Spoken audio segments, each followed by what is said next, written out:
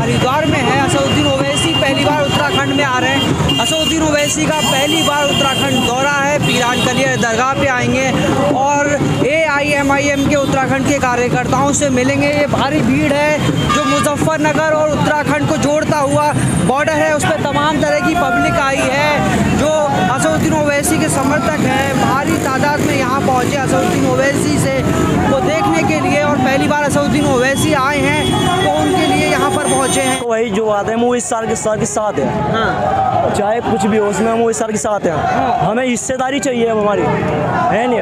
हम गुलामी की जंजीरें तोड़ चुके हैं, हमें हिस्सेदारी चाहिए। हाँ। भाई हिस्सेदारी के लिए हम लड़ रहे हैं। हरीश रावत ने हिस्सेदारी नहीं दी क्या? नहीं जी, गुलामी के अलावा कुछ नहीं कराया। हाँ। अब हमें हमारी हिस्सेदारी चाहिए। क्या गुलामी की? गुलामी कराई, बस नारे लगाए हमारे से। हाँ। बैंड बजवा लिए, दूल्हे खुद बन गए। हाँ। है तो नहीं होता है, हिस्सेदारी की बात होगी। अब दूल्हा कौन बनेगा? ओवैसी साहब बनेंगे। अब जब ओवैसी साहब आ रहे हैं, हमारी पार्टी आ रही है। हाँ। अब हमारे पास ये ऑप्शन है। हाँ। अपना ऑप्शन है, उस पर हम वोट डालेंगे इंशाल्लाह ताला। बीजेपी का एजेंट कहलाता है। अरे वो सब बात झूठ है यार। हाँ। जो हमारे हक के लिए बोल रहा है हम वोट उसे देंगे। वही साहब हमारे हक के लिए बोले, कोई हमारे हक के लिए नहीं बोलता। आपने तो सीने पे ओवैसी को लगा रखा है। जी जी बिल्कुल। हाँ। अब हमारा उत्तराखंड में क्या पूरे हिंदुस्तान में मिशन है। हाँ। कि 29 राज्य हैं, 29 के 29 राज्य में हमें डिप्टी CM मुस्लिम चाहिए। हाँ। और जब तक हमारा डिप्टी CM नहीं होगा किसी भी राज्य में हमारा विकास नहीं होगा। और मुसलमान जैसे भी फिलहाल बीजेपी के राज में छित रहा है, ऐसे ही छिता रहेगा अगर ओवैसी का डिप्टी CM नहीं बना तो इसलिए मैं भारतवासियों से कहना चाहता हूं कि हर राज्य में केवल और केवल अगर बीजेपी को हराना है तो केवल पतंग पर वोट करें। डिप्टी CM क्यों चाहिए? डिप्टी CM इसलिए चाहिए क्योंकि हर राज्य में अगर हमारा डिप्टी CM होगा तो कोई भी कानून हमारे खिलाफ नहीं बन सकता। क्योंकि कोई भी राज्य के अंदर अगर कोई भी कानून बनता है और उस पर डिप्टी CM साइन नहीं करता तो वो नियम लागू नहीं होगा। तो इसलिए अगर हमें अपनी सुरक्षा करनी है, मुसलमानों को अपनी सुरक्षा करनी है, हिंदुस्तान में मुसलमानों को अपना आप को बचाना है तो बैरिस्टर असदुद्दीन ओवैसी के साथ लगना पड़ेगा। वरना बीजेपी वाले जैसे फिलहाल मॉब लिंचिंग कर रहे हैं, ये मॉब लिंचिंग हिंदुस्तान में हर जगह चलती रहेगी।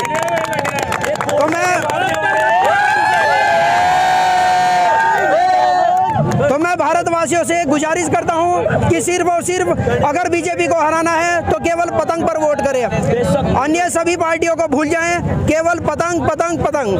कांग्रेस को नहीं देते? बिल्कुल नहीं। कांग्रेस ने आज तक हमारा बेवकूफ़ बनाया है, क्योंकि हिंदुस्तान का सबसे बड़ा मुद्दा था बाबरी मस्जिद। 70 साल तक हमारा बेवकूफ़ बना के रखा।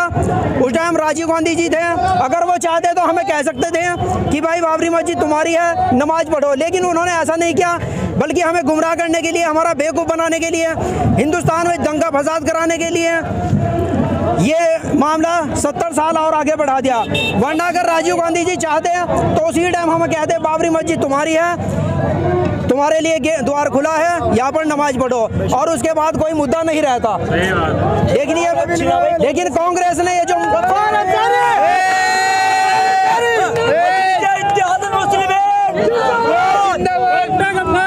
लेकिन कांग्रेस जाता ओवैसी भी तो जो है बाबरी मस्जिद पे जो है सियासत करते थे। नहीं, ओवैसी ने तो कभी नहीं सियासत की। बाबरी मस्जिद मुसलमानों की थी, मुसलमानों की है, ये एक बिल्कुल सत्य है। क्या मुद्दे हैं इस बार चुनाव में आपके यहाँ? विकास सबसे बड़ा मुद्दा है हमारा, विकास। विकास बीजेपी ने किया? बिल्कुल भी नहीं। हाँ। बिल्कुल भी नहीं। महंगाई देख लो कितनी ज्यादा बढ़ गई है, हर आदमी परेशान है, मौत के कगार पर खड़ा है, पेट्रोल 100 से ऊपर पहुंच गया। कांग्रेस के टाइम में अगर पेट्रोल पर 10 पैसे बढ़े थे तो अटल बिहारी वाजपेयी ने बैल यात्रा निकाली थी, बैल यात्रा। आज पेट्रोल 114 रुपए लीटर हो गया है, और ये जनता, ये सेक्युलर पार्टियां सारी शांत बैठी हुई है। तो इसका मतलब साफ है कि कांग्रेस, बसपा और सपा और केजरीवाल की पार्टी केजरीवाल की पार्टी, आप पार्टी, ये सब बीजेपी की एजेंट है। ये सब बीजेपी। और बदनाम किसको किया जाता है? ओवैसी को। और मैं कहना चाहता हूं कि हिंदुस्तान में अगर बीजेपी को हराना है तो सब मिलकर ओवैसी का साथ दें, वरना अदर पार्टियों में अगर वोट बटेगा तो फिर बीजेपी बीजेपी जीतेगी। फिर ये मत कहना बांटने तो आप आए हैं ना। नहीं, हम वोट बांटने नहीं आए। वोट बांट दिया उत्तराखंड में, सबको पता है। यहाँ पे आम आदमी पार्टी भी आई है, उसको क्यों नहीं बोले कि वोट बांटने आए हैं? केजरीवाल उसको भी तो बोल सकते हैं। केजरीवाल आए यहाँ पे, उसको क्यों नहीं बोलता कोई कि वोट बांटने आए यहाँ पे?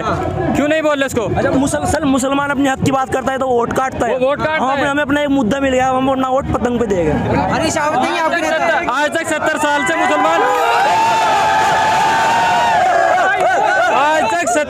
मुसलमान भटक रहा है। अब हमें मुद्दा मिल गया, अब हम ओवैसी साहब के साथ है, पूरी फुल टीम ओवैसी साहब के साथ है। ओवैसी के साथ क्यों है सर? वोट तो और जान भी दे देगा वो साहब को। ओवैसी साहब के साथ इस तरह है क्योंकि इसके जो एमएलए एमपी है जो जीत के ना चुप नहीं बैठते, गुलामी नहीं करते। तो बिहार में जाके देखो आप, अख्तर उल इमान ने कितना काम किया है वहाँ गुजरात में देखो, और इम्तियाज जलील का देखो जाए औरंगाबाद में कितना काम कर रहे हैं। ये चुप नहीं बैठते, एमआईएम के पार्टी है, ये गुलामी की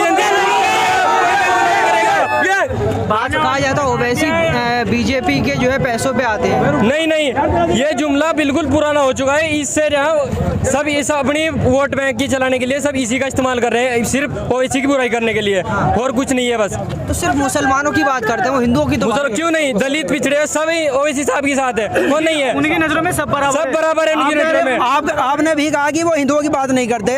अगर वो हिंदुओं की बात ना करते तो अभी की बात है, यूपी के अंदर इलेक्शन हुआ, 23 जिला पंचायत ओवैसी साहब के जीते हैं, जिन 23 में 6 मेंबर हिंदू भाई हैं हमारे, 6 मेंबर हमारे हिंदू भाई जीते हैं। तो ऐसा नहीं है कि बैरिस्टर असदुद्दीन ओवैसी केवल मुसलमानों की बात करते हैं, वो सबके हक की बात करते हैं। 70 सीटें हैं यहाँ पर, 22 सीटों पर लड़ेंगे। उत्तराखंड में मैं कहना चाहता हूँ, सरकार तो बनेगी नहीं। उत्तराखंड में बीजेपी को जिताने के लिए इस बार केजरीवाल की पार्टी आई है, लेकिन उसे किसी ने नहीं कहा कि वो बीजेपी की एजेंट है। इल्जाम लगाते हैं तो सिर्फ बैरिस्टर असदुद्दीन ओवैसी साहब पर, जबकि सबको पता है कि केजरीवाल की पार्टी उत्तराखंड में बीजेपी को जिताने के लिए आई है। 22 सीटों पर चुनाव लड़ रहे हैं, सरकार तो बनेगी नहीं। सरकार नहीं बनेगी, लेकिन हिस्सेदारी तो लेगी किसी के साथ मिलके, तो डिप्टी सीएम वो तो कर सकते हैं ना। नहीं, सरकार नहीं बना सकता, हिस्सेदारी तो ले सकता है किसी के साथ मिलके। अब आप एक बात बताइए, यूपी का हाल देख लिया, क्या हाल है।